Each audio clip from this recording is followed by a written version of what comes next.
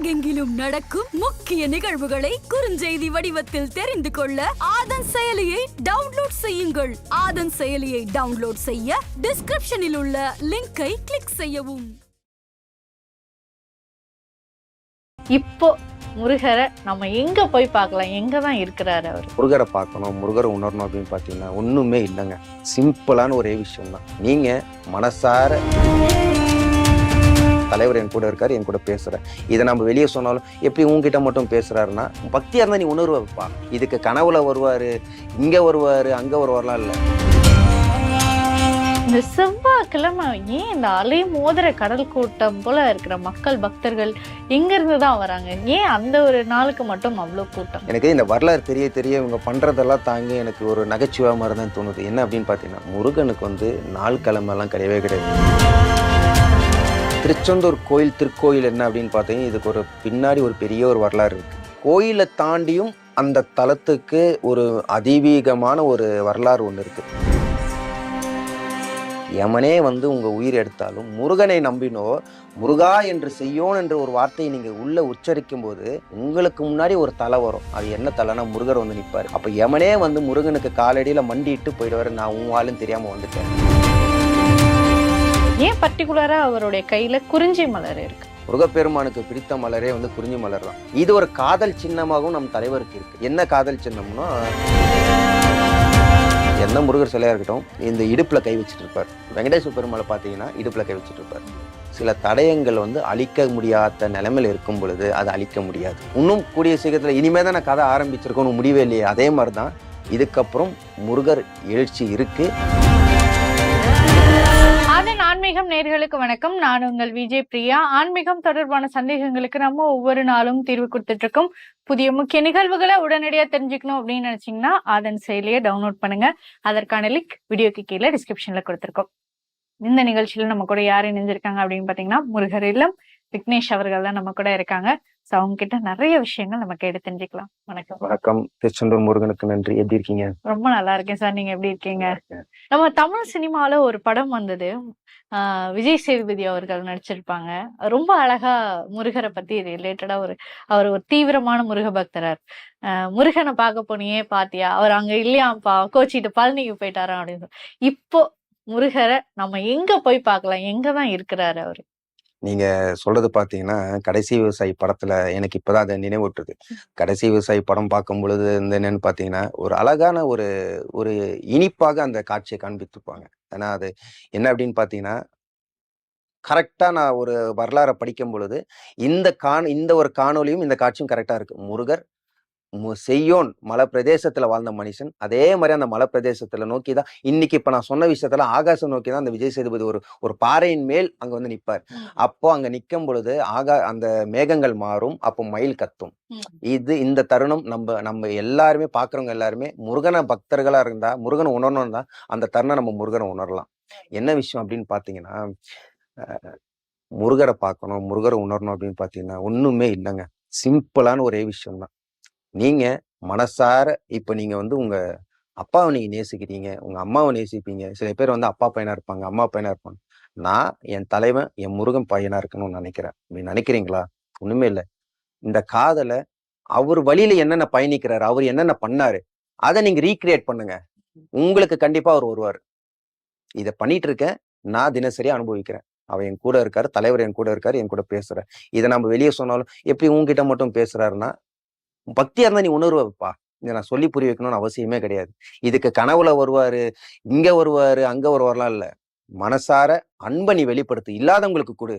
அந்த ஏழையின் சிரிப்பில், அந்த கண்ணீரில் முருகனை நீ பாப்ப, கண்டிப்பா பாப்ப. பொதுவா இந்த செவ்வாய்க்கிழமை பாத்தீங்க அப்படின்னா, எல்லா பிரசித்தி பெற்ற முருகன் கோவில்லையும் கூட்டம் அலமோதும். நம்ம போய் ஒரு சாதாரணமா முருகரை ஒரு 2 நிமிஷத்துக்கு மேல பார்க்க முடியாது. அந்த அளவுக்கு கூட்டம் இருக்கும். இந்த செவ்வாய்க்கிழமை ஏன் இந்த அலை மோதிர கடல் கூட்டம் போல இருக்கிற மக்கள் பக்தர்கள் எங்க இருந்து தான் வராங்க? ஏன் அந்த ஒரு நாளுக்கு மட்டும் அவ்வளவு கூட்டம்? இது ஒரு டேக்லைன் மாதிரி ஃபிக்ஸ் பண்ணிட்டாங்க. செவ்வாய்க்கிழமைனா முருகருங்க, வியாழக்கிழமைனா சாய்பாபா, சனிக்கிழமைனா வெங்கடேஸ்வர பெருமாள், ஞாயிற்றுக்கிழமைனா ஆஞ்சநேயர் யாரோ சொல்லுவாங்க. எல்லாமே ஒரு டேக்லைன். எனக்கு இந்த வரலாறு தெரிய தெரிய இவங்க பண்றதெல்லாம் தாங்க எனக்கு ஒரு நகைச்சுவை மாதிரி தான் தோணுது. என்ன அப்படின்னு பாத்தீங்கன்னா, முருகனுக்கு வந்து நாள் கிழமைலாம் கிடையவே கிடையாது. இப்ப எனக்கு எனக்கு உடம்புல ஒரு நோய் வரும். உயிரே போகுது. நாள் கிழமை பார்த்தா நான் ஹாஸ்பிட்டல் போவேன். தபார்ன்னு போகலாம் நான் செத்துருவேன். நான் போய் தான் ஆகும். அதே மாரி தான். காதல் இருக்கு, அன்பு இருக்கு, பார்க்கணும்னு ஒரு இன்ட்ரெஸ்ட் இருக்கு. நான் இன்னைக்கும் நீங்க நம்ப மாட்டீங்க. தினசரியா காலையில, மாலையில முருகன போய் பார்த்துருவேன். எங்கேயாவது ஒரு இடத்துல பார்த்துருவேன். கோயில் பக்கத்துல கோயில் இருக்கா? இல்லையா ஒரு 10 கிலோமீட்டர் போய் இப்ப பைக்லயே நடந்தாச்சும் போய் பார்த்துருவேன். எனக்கு அந்த காதல் அப்படி இருக்கு. அவன பார்த்துறணும். எப்படியாச்சும் பார்த்துறணும். என்ன திட்டுறியா, அடிக்கிறியா, கொல்றியா, உன்னை பார்த்துறணும். அவ்வளவுதான் ஒரே விஷயம். அப்போ செவ்வாய்க்கிழமை மட்டும் என்னன்னா, உகுந்த நாளா வந்து எல்லாருமே பேசுறாங்க. Right, okay. பக்தர்கள் போறாங்க. நான் இன்னைக்கும் பார்க்கிறது என்ன அப்படின்னு பார்த்தீங்கன்னா, எல்லாரோட கண்ணீர்லயும் வந்து ஒரு பயமும், ஒரு அதீதமான ஒரு பக்தியும் இருக்கு. நான் பார்க்கிறேன். நான் இல்லைன்னு நான் சொல்லல. அங்க வந்துட்டு ஒரு லிஸ்ட்டை போட்டு வைக்கிறாங்க மேடம். ஒரு 15, ஒரு 20 லிஸ்ட். வீடு கட்டணும், பொண்ணுக்கு இதுவா இது, அதுவா இது, வீட்டுல நகை தொலைஞ்சு போச்சு, நாய் தொலைஞ்சு போச்சு, காரு வரல, அவன் ஏத்துட்டுக்காரன் இது வளர்ந்துட்டான், அது வளர்ந்துட்டான், இது வளர்ந்துட்டான்னு ஒரு கும்பல் இங்க இருக்கு. இன்னொரு கும்பல் என்னன்னா, முருகா அவன் எப்படியாவது தோக்கணும் முருகா, நீ தோத்துட்டா நீ தான் என் முருகன். இப்படி சொல்ற ஒரு கும்பலும் இருக்கு. இன்னைக்கு நிறைய பேர் அதுதான் பாக்குறவங்க எல்லாருக்குமே உணர்வாங்க, தெரியும். இது எதுவுமே வேண்டாம். இது எல்லாமே நம்ம பிளான் பண்றோம்ல, அவன் சிரிச்சிருவான், மேல இருக்கவன் சிரிச்சிருவான். ஏன்னா அவன் பிளான் வேற. போறீங்களா, அந்த பக்தி நீங்க எந்த அளவு காட்டுறீங்களா? ஒரு சூடம், ஒரு 5 ரூபாய் சூடம் இல்லையா, ஒரு 10 ரூபாய்க்கு ஒரு அரளிப்பூ வாங்கிட்டு போங்க. வெள்ளரிலையோ, சிவப்பர்லையோ, சாமந்தி பூவோ, எந்த மலர்களா இருக்கட்டும், மனசார வாங்கிட்டு போறீங்கல்ல, அதுவே அவங்களுக்கு மனசு, முருகனுக்கு மனசு நிறைவானது. நீ 10 ரூபாய்க்கு கொடுப்பியா? பக்கத்து உன் பின்னாடி இருக்கவன் 500 ரூபாய்க்கு மாலை வாங்கிட்டு போவான். நீ உன்னால முடிஞ்சது நீ கொடுக்குறியா? வீட்டுக்கு போகும்போது இந்த 5 ரூபாய் உனக்கு 5000 ரூபாய் உனக்கு வரும். இது மட்டும்தான் செல்வமும், அந்த ஒரு ஆசீர்வாதம் முருகன் கிட்ட இருந்து கிடைக்கும். இப்போ நிறைய வந்து முருகன் சிலை வந்து போகர் வந்து செஞ்சிருக்கிறாரு அப்படிங்கறத நம்ம கேள்விப்பட்டிருப்போம். 2 சிலை வந்து முருகனுடைய உருவம் வந்து செஞ்சிருந்தாரு. ஒண்ணு வந்து நவபாஷணம் வந்து பழனியில இருக்கு, இன்னொன்னு வந்து தசபாஷணம் பூம்பாறையில வந்து இருக்கு அப்படின்னு சொல்லி நம்ம கேள்விப்பட்டிருப்போம். இந்த திருச்செந்தூர் முருகர் எந்த எதனால ஆனாரு, எப்படி உருவானாரு, அதை பத்தி எதனாவது வரலாறு உங்களுக்கு தெரியுமா? திருச்செந்தூர் முருகன் நம்ம எல்லாருக்குமே தெரிஞ்சதுதான். அவர் சூரனை சம்ஸ்காரம் பண்ணதான் அந்த இடம், அந்த பண்ணத மண், அந்த கடல், கருணை கடல், இந்த கடல், எல்லா கதையும் நமக்கு தெரியும். 2வது என்னன்னா, இந்த திருச்செந்தூர் கோயில், திருக்கோயில் என்ன அப்படின்னு பார்த்தீங்கன்னா, இதுக்கு ஒரு பின்னாடி ஒரு பெரிய ஒரு வரலாறு இருக்கு. இது ஆண்டிகளார் கட்டப்பட்ட கோயில் தான் திருச்செந்தூர் அப்படின்னு சொல்லுவாங்க. இது உண்மைதான். பட் கோயிலை தாண்டியும் அந்த தலத்துக்கு ஒரு அதீவீகமான ஒரு வரலாறு ஒண்ணு இருக்கு. கண்டிப்பா அது நூல்கள்ல நான் படிக்கிறேன். கண்டிப்பா அது சான்றோடையும் நம்ம சொல்லணும். எது இருந்தாலும் நம்ம ஓப்பனா சொல்லிட்டா நம்ம மக்களுக்கு தெரியாது. சான்றோட சொன்னாதான் அதுக்கான ஒரு உயிர் இருக்கும் அந்த நம்ம சொல்ற சொல்லுக்கு. என்ன பொறுத்த வரைக்கும், மக்கள் பொறுத்த வரைக்கும் என்ன அப்படின்னா, ஒரே ஒரு கிளியரான ஒரு விஷயம் நான் சொல்லிடுறேன். திருச்செந்தூர் பொறுத்த வரைக்கும், இப்ப நீங்க ஒரு கல்லுல ஒரு பொம்மையை நீங்க பண்றீங்க அப்படின்னா, விக்கி இந்த முருகன் இல்லம் விக்னேஷ் தான் அந்த கல் வச்சு பண்ணாரு. ஒரு முருகரை பண்றாரு. ஒரு போட்டோ ஃப்ரேம் நான் பண்றேன்னா, இன்னார் பண்ணாரு, அன்னார் பண்ணாரு, இன்னார் பண்ணாரு தான். இயற்கையா ஒரு விஷயம் உருவாகுதுன்னா, அது இந்த காலம் வரைக்கும் இந்த கலியுகத்துல இருக்கணும்னு அது கண்டிப்பா வாய்ப்பே கிடையாது. இதே மாதிரிதான் மேடம், மகாபலிபுரத்துல வந்து முருகர் வந்து ஒரு ஒரு ஒரு காலகட்டத்துல வந்து என்ன சொன்னார்னா, முருகர் வந்து ஒரு யுகம்னா ஒரு போர் தாண்டி அங்க வரும்போது, முருகனே இல்லை இதுக்கப்புறம், முருகர் வந்து வீரமரணம் அடைஞ்சிட்டாருன்னு ஒரு கூட்டம் சொல்லும் பொழுது, அங்க என்ன பண்ணிட்டான்னா, முருகரோட சார்பா ஒரு நடுக்கல் நட்டிட்டாங்க. நடுக்கல்னா என்ன அப்படின்னு பாத்தீங்கன்னா, நம்மளோட முன்னோர்கள் காலத்துல வந்து இப்பதான் நம்ம ட்ரெண்ட் பண்றோம்ல இந்த போட்டோ, இந்த சிலை, அந்த சிலை, அந்த சிலை.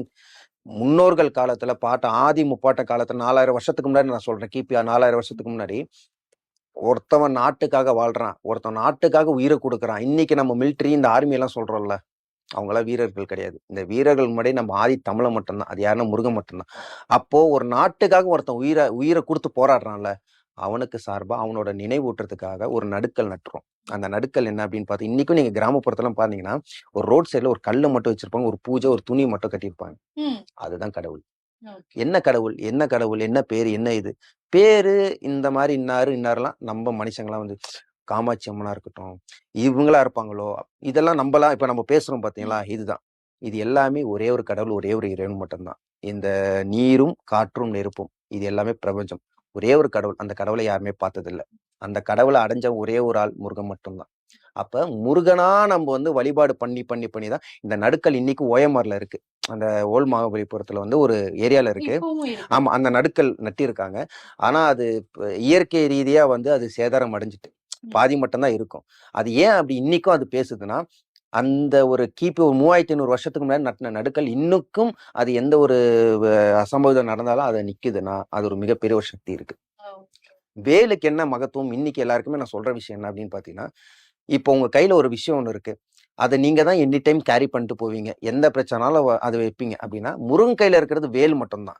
அந்த வேலு தான் அங்க கையில இருக்கும் பொழுது, முருகனை யாரும் இன்னைக்கும் பார்த்ததா சான்று எதுவுமே கிடையாது. ஆனா இன்னைக்கு அந்த சான்றுகள் இருக்கு. எப்படி இருக்காரு, எந்த டைமென்ஷன்ல இருக்காரு, இன்னைக்கு அந்த நூல்கள்ல இருக்கு. என்னன்னா, அந்த வேலை மட்டும் வழிபாடு பண்ணா அவ்வளவு பெரிய ஒரு சக்தி வரும். இன்னைக்கும் கிராமப்புறத்துல போனீங்கன்னா, வேலு மட்டுமே தான் இருக்கும். ஆனா கோயில் இருக்கும், வேலு மட்டும் இருக்கும். அந்த கோயில் பாழடைஞ்சு இருக்கும். ஆனா அங்க சிலை இருக்காது. ஏன்னா வேலு தான் முருகர்.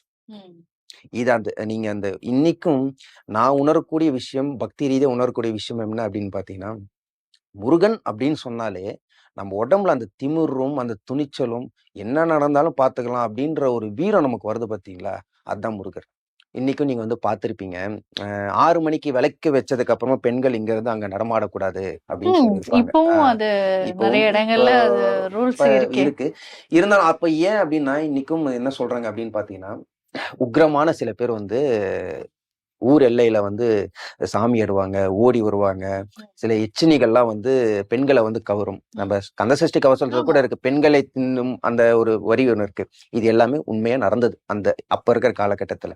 அப்ப என்ன பண்றாருன்னா, ஒரு ஒரு டைம்ல முருகர் வந்து என்ன சொல்லிட்டு போறாரு அப்படின்னு பாத்தீங்கன்னா, யமனே வந்தாலும், யமனு உங்களுக்கு சாட்டை விழுத்து உங்க உயிர் எடுப்பார்ல, யமனே வந்து உங்க உயிர் எடுத்தாலும் முருகனை நம்பினோ, முருகா என்று செய்யோன் என்ற ஒரு வார்த்தையை நீங்க உள்ள உச்சரிக்கும் போது உங்களுக்கு முன்னாடி ஒரு தலை வரும். அது என்ன தலைனா முருகர் வந்து நிப்பாரு. அப்ப யமனே வந்து முருகனுக்கு காலடியில மண்டிட்டு போயிடுவாரு. நான் உன் ஆளுன்னு தெரியாம வந்துட்டேன். அவ்வளவு சக்தி இருக்கு. அப்போ ஒருத்தனுக்கு ஆயிலே முடியுது மேடம். ஆயுள் முடிஞ்சதுக்கு அப்புறமாவும் முருகா என்ற அந்த வார்த்தை சொல்லும் பொழுது, என் தலைவன் அங்க இருக்குன்னு சொல்லும் போது அவனுக்கு அந்த சாவே இல்ல. ஆனா சாவுறான். அப்ப அங்க சாவு இல்ல. அங்க வந்து பேசுது. அங்க யாரு பேசுறாங்க? முருகன் தான். இவ்வளவு அவரை பத்தி பேசணும்னா பேசிக்கிட்டே போகலாம்.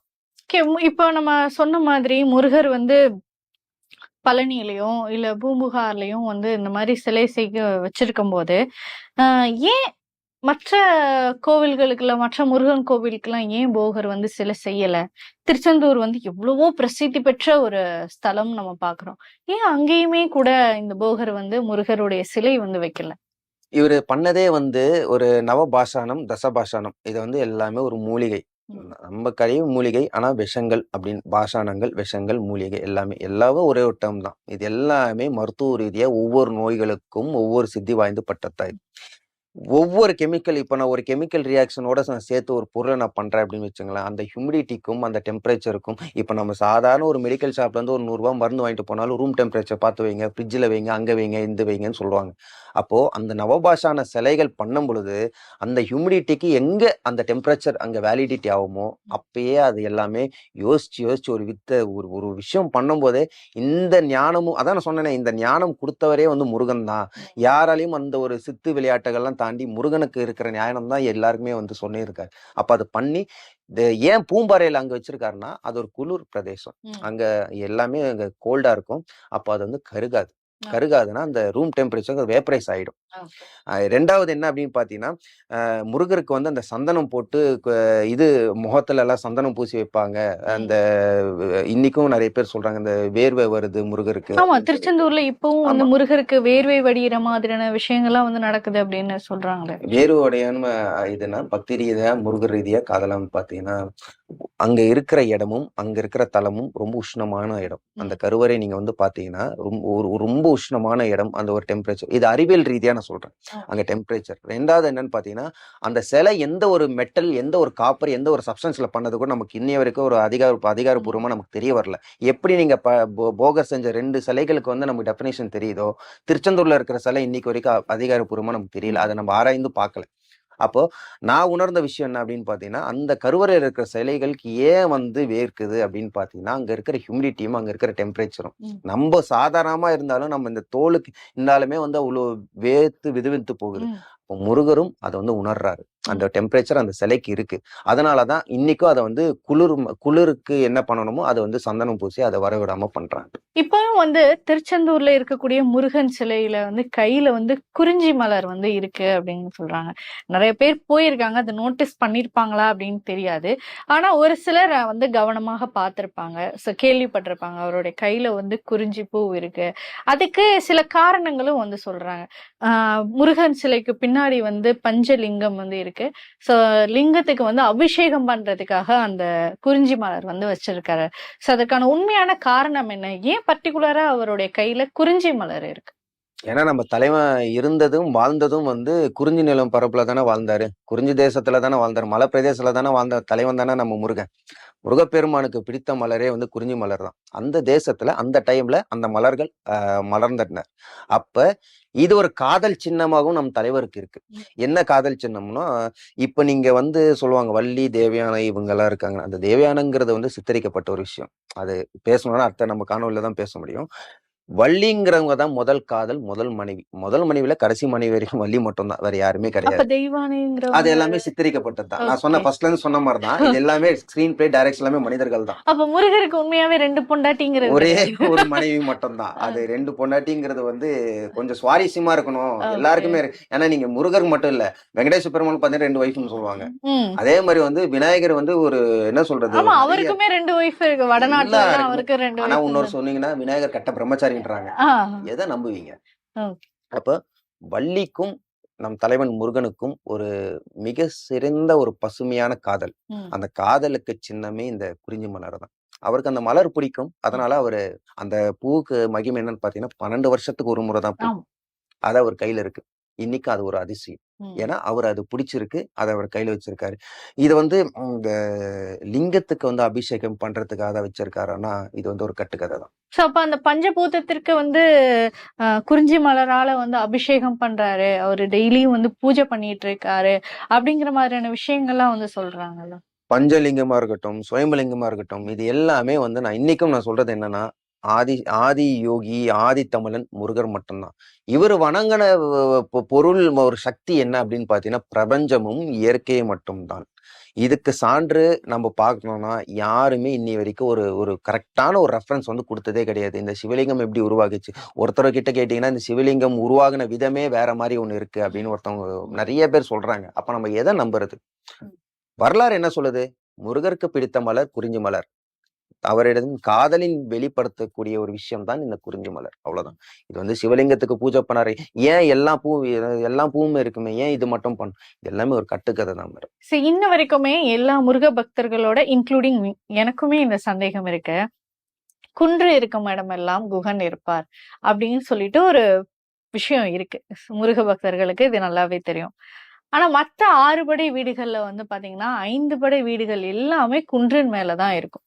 மலை மேல இருக்கக்கூடிய முருகனை நம்ம மலை மேல ஏறி போய் தான் தரிசிச்சுட்டு வரணும். ஆனா திருச்செந்தூர்ல குன்றே இல்ல. ஏன், என்ன காரணம்? நீர் இருக்கு, கடல் இருக்கு. ம். கடல் நீர் தானே. அதே ஆனா அது மாதிரி குன்று கிடையாதே. குன்று கிடையாது. ம். அதுக்கு தான் கடலும் நீரும் கொடுத்திருக்காரு முருகர். எதுக்கு அப்படின்னு பாத்தீங்கன்னா, இன்னைக்கும் நம்ம வந்து சில வாஸ்துவா இருக்கட்டும், சில பஞ்சாமி இது என்ன சொல்றது, ஒரு நல்வரவு நம்ம பார்ப்போம் இல்லைங்களா? ம். ஒரு கெட்ட காரியம் போனா வீட்ல கால் கழுவிட்டு தான் வரணும். ம். சம்பாட் ஏதோ டெத்துக்கு ஆ. போனாலும் சில விஷயங்கள் நம்ம ஆமா, பண்ணிடுவோம். தீட்டு அப்போ கழிச்சிட்டு ஆ வரணும் அப்படின்னு அது சொல்லுவாங்க. என்ன அப்படின்னு பார்த்தீங்கன்னா, முருகர் வந்து ஒரு விஷயம் பண்றாரு. ஒரு ஒரு ஒரு சூரனை விட்டுருங்க. ஒரு ஒரு போர் செஞ்சுட்டு வராருங்கும்போது, அப்போ அ அந்த ஒரு அந்த ஒரு இதுல இனிமே கெட்டது வேணாம். நம்பளோட போயிட்டோம். நம்ம மக்கள கண்டக்கூடாதுன்னு சொல்லிட்டு அந்த கடல்ல முழுகுறாரு. ம். அந்த கடல்ல முழுகிட்டதுக்கு அப்புறமா தான் இந்த கதைகள் ஆரம்பிக்குது. அப்பதான் இந்த சூரனை சம்ஹாரம் செஞ்சது. இங்க ஒரு சூரனை வந்து இங்க வீழ்த்தினாரு. வெறிகுண்டு இது எல்லாமே. ஆனா போர் செஞ்சாரு. அவ்வளோ ஒரு ஆக்ரோஷமா பண்ணாரு அப்படின்றான். இது வந்து யாருமே பார்க்கவும் கிடையாது. பண்ணதுக்கான ஒரு தலமும் இருக்கு. இதுதான் உண்மையும் கூட. இது எதுக்காக அந்த திருச்செந்தூர்ல மட்டும் கடல் மட்டும்னா, அது ஒரு நீர். ம். நீர், நெருப்பு, காற்று. இது சொன்ன மாரி இந்த 3 விஷயமும் பிரபஞ்சம் தான். அதனால அங்க ஒரு நீர். ம். இதுதான் ஒரு விஷயமே. வேற ஒண்ணுமே கிடையாது. அதே மாரி நீங்க வந்து பார்த்தீங்கன்னா, குன்றும் இருக்கிறமெல்லாம் குமரன் இருப்பாருங்கிற மாரி தான். ஏன் சபரிமலையில முருகன் இல்ல? ம். எல்லாருக்குமே கேள்வி வரும். கண்டிப்பா கேள்வி இருக்கு. அதே மாதிரி திருப்பதியிலயும் கூட திருப்பதியும் மலை மேலதான் இருக்கு. இன்னைக்கும் மேடம் அங்கேயும் கூட அதை பத்தி பேசணும்னா இது எக்ஸ்பேண்ட் ஆயிட்டே போகும். இன்னும் நமக்கு 2 கனவுல தான் பேசுவோம். என்ன அப்படின்னு பாருங்க, ஒரு சான்றிதழ் என்ன சொல்றாங்கன்னா, திருப்பதியில இருக்கிற வெங்கடேச பெருமாள் தான் அங்கேயும் இருக்கிறது வந்து முருகர் தான். நம்ம தமிழ் மரபை வந்து இவங்க அழிக்கிறாங்கன்னு சொல்றாங்க. இன்னைக்கும் அதை பத்தி பேச்சு விவாதம் போயிட்டே தான் இருக்கு. ஆனா இந்த எந்த அளவுக்கு உண்மை நமக்கு தெரியாது. ஏன் அப்படின்னா, நான் ஒரு நோட்டீஸ் பண்ணது என்ன அப்படின்னு பாத்தீங்கன்னா, பழனியில நீங்க வந்து முருகர் சிலை, எந்த முருகர் சிலையா இருக்கட்டும், இந்த இடுப்புல கை வச்சுட்டு இருப்பார். வெங்கடேச பெருமாளை பாத்தீங்கன்னா இடுப்புல கை வச்சுட்டு இருப்பார். சில தடயங்கள் வந்து அழிக்க முடியாத நிலைமையில இருக்கும் பொழுது அதை அழிக்க முடியாது. இதுதான் ஒரு விஷயமே. இன்னும் கூடிய சீக்கிரத்துல இனிமேதான் நான் கதை ஆரம்பிச்சிருக்கோம்னு முடிவே இல்லையே. அதே மாதிரிதான் இதுக்கப்புறம் முருகர் எழுச்சி இருக்கு. எல்லாருமே உண்மை தானா வெளியே வரும். இந்த ஒரு நேர்காணல்ல நிறைய விஷயங்கள் நம்ம பேசணும். சோ எங்களுக்கு நேர்காணல் கொடுக்கும் போது எல்லாமே ஏதாவது ஒரு அனுபவங்களை எங்க கூட பகிர்ந்துப்பீங்க. சோ இந்த தடவை நீங்க ரீசன்ட் டைம்ல ஏதாவது ஒரு அனுபவம் உங்களுக்கு புதுசா கிடைச்சது, இல்ல ஒரு புது நபரை நான் மீட் பண்ணேன், ஒரு புது முருக பக்தரை நான் வந்து பார்த்தேன் அப்படிங்கிற மாதிரி ஏதாவது ஒரு நிகழ்வு நடந்ததா? நான் வந்து எப்படி சொல்றதுன்னா, மத்தவங்க மாதிரி எனக்கு வந்து முருக பக்தர்கள் வந்து இவரை நான் தினசரியா நான் பார்க்குறேன்லாம் கிடையாது. நான் தலைவனோட வழியில பயணிக்கிறேன். முருகனின் வழி, முருகனின் படை. அவரை நான் தேடும்போது சில பல அதான் நான் காணொளி ஆரம்பிக்கும் போதே நான் வந்து சொன்னேன். ஒரு விஷயங்கள் இருக்கு. அதை நான் தேட தேட ஒரு சான்று இருக்கு. அதை நோக்கி நான் பயணித்து கொண்டு இருக்கிறேன். அது எனக்கு கிடைக்க போகுதுங்கும் போது ரொம்ப சந்தோஷமா இருக்கு. அதுவும் இந்த ஆதன் மீடியாவுக்கு நான் கொடுக்க போது ரொம்ப சந்தோஷமா இருக்கு எனக்கு. கண்டிப்பா அது வரும். ஓகே. சோ மிக பெரிய ஒரு விஷயம் இந்த ஒரு நேர்காணல்ல கொடுத்திருக்கீங்க. சோ கூடிய சீக்கிரம் அது வந்து எந்த அளவுக்கு மக்களுக்கு அது உண்மையா தென்படணும். இது வந்து முருகரோட யுகம் ஸ்டார்ட் ஆயிடுச்சு அப்படின்றது. சோ மேபி இந்த ஒரு காரணமாக கூட இருக்கலாம். சோ உங்க மூலியமாக கூட அது வெளிக்கொண்டு வரணும் அப்படிங்கிற ஒரு விஷயமாக கூட இருக்கலாம். சோ அதை பாக்குறதுக்கு நாங்க ரொம்ப ஆர்வமாக இருக்கோம். கூடிய சீக்கிரம் அதற்கான பணிகளும் தொடர்ந்து உங்க கூட நடக்கிறதுக்கு வெற்றிக்கும் வாழ்த்துக்கள். இந்த ஒரு நேர்காணல் எங்களுக்காக கொடுத்ததற்கு மிக்க நன்றி.